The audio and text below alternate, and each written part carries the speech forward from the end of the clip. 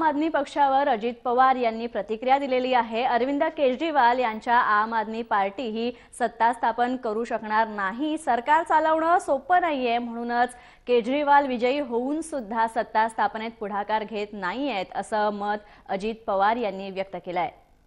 सांगताना सांगितलं, झाडू घेऊन सांगितलं की असं करू तसं करू तसं करू तसं करू, कारण तेव्हा माहितीच नव्हतं की जनता इतकं लगेच आपल्याला सहकार्य त्या ठिकाणी करेल।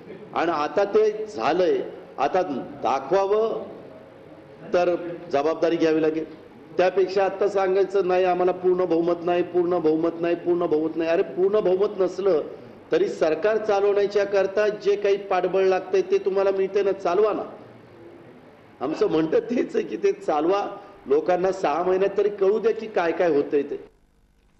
लोकपाल बिलासाठी बेमुदत उपोषणाला बसलेल्या अण्णा हजारेंची प्रकृती आता ठीक आहे, मात्र